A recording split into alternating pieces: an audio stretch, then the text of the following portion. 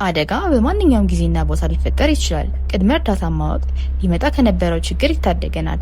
ይህንን ቪዲዮ በመመልከት ያለምንም የጤና ሳይንስ እውቀት እነዚህን ነገሮች በማድረግ ብቻ ጉዳቶች እንዳይባባሱ ማስቆም ትችላላችሁ።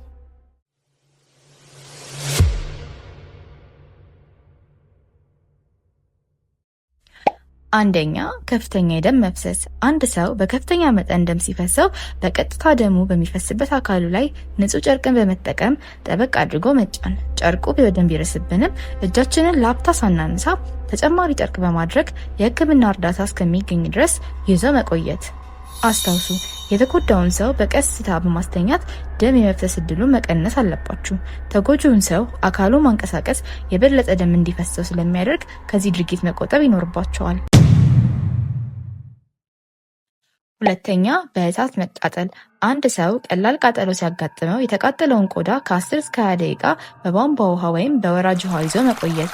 ይህ ተግባር ህመምን አስታግሶ ቆዳን ከበለጠ ጉዳት ይከላከላል። በመቀጠልም ህመሙ ሲቀንስ የተጎዳውን ቦታ በንጹህ ጨርቅ መጠቅለል ይኖርብናል።